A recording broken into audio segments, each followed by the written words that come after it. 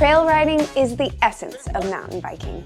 There's no race tape or chairlifts, it's just you, your bike, and some single track. And as much as I love competing and racing, I spend my best times just playing around on the trails. And that's exactly what the Polygon Siskiu T7 and the Polygon Siskiu T6 are made to do. These affordable trail bikes feature everything you need to enjoy a variety of terrain, and maybe more importantly, nothing you don't. So today, we're going to talk about the similarities and differences on the T6 and the T7 so you can choose the best bike for you.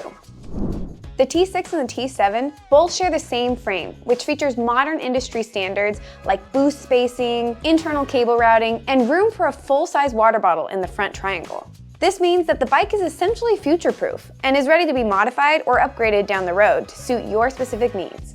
At the back of the bike is Polygon's tried-and-true linkage-driven single-pivot suspension design, delivering 135 millimeters of travel on the 29-inch bikes and 140 millimeters on the 27.5. This does a great job absorbing small and large bumps alike, but is still plenty poppy and efficient.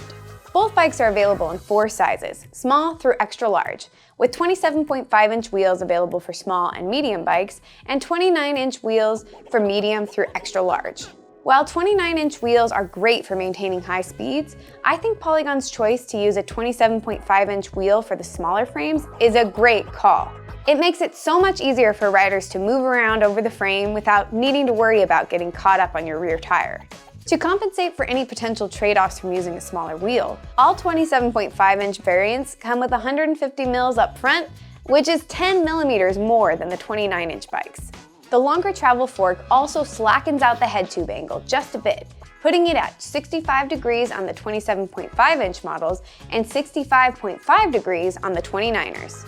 This, as well as the bike's relatively long reach, high stack, and low standover height, is right in line with what you'd expect for a modern trail bike designed to handle everything from XC racing to bike park laps. Lastly, the T6 and T7 each come with their own equally rad paint job. Blue steel on the T6 and a choice between blue-green, like mine, or a nice subtle gray on the T7. And it's not just the geometry that makes the T6 and the T7 such impressive bikes, but the part spec is pretty dialed too. The Siskiu T6, which you see here behind me, is the more affordable option of the two, but it still comes chock full of high-quality components you'd typically find on bikes that cost significantly more. Starting with the suspension, the T6's RockShox Recon Silver RL fork features rebound and compression adjustment. At the back of the bike, you'll find an X-Fusion O2 Pro R shock driving the 135 millimeters of rear-wheel travel. Both the drivetrain and the brakes are taken care of by Shimano, which really helps give me that extra confidence I need to take the bike deep into the wilderness and not have the fear that something's going to break or fall out of tune. The 10-speed Shimano Dior drivetrain features a wide range 11x42 tooth cassette, and MT201 hydraulic disc brakes offer smooth and reliable performance regardless of the weather. One of my favorite components on the T6 is its dropper seat post, which allows you to lower the saddle height on the fly, a game changer on technical descents. Lastly, the T6 rolls on Entity wheels and V Tire Co. Snap WCE MK2 tires. And the best part is that both of these are tubeless compatible.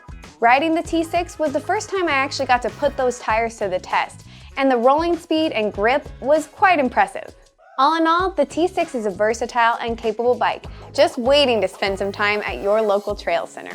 But if you've got a little extra cash lying around and you want a bike that's going to come out of the box with even nicer components, then stick around and hear what we have to say about the T7. The T7 sees an upgrade in many key areas, including the suspension, drivetrain, brakes, and even the tires. Replacing the X-Fusion shock you find on the T6 is a RockShox Deluxe Select shock that provides you with not only rebound adjustment, but 2-position compression adjustment as well, allowing you to firm up your shock for more efficient pedaling on less technical terrain, and then open it back up to rip back down.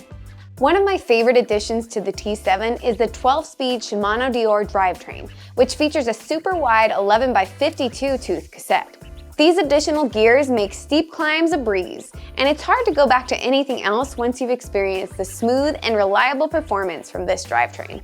The brakes have also been upgraded to a more powerful set of Tektro HD M745 brakes. The front brake even gets a 4-piston caliper, which provides greater stopping power and control while also reducing hand and wrist fatigue since you don't need to apply as much force on the lever. Lastly, the T7 comes with what has to be one of my favorite tires of all time, the Schwalbe Hansdampf. These beefy 2.6-inch tires are the epitome of all-around performance.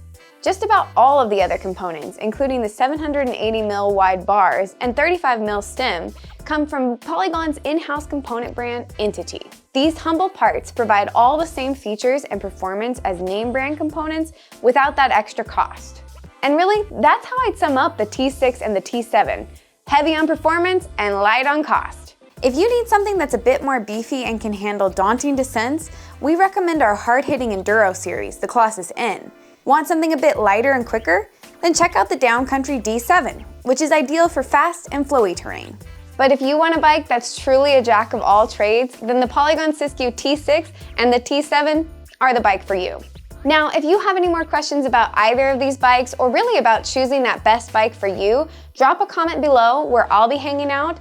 And while you're down there, like and subscribe to BikesOnline channel. After that, get out on your bike and get ripping.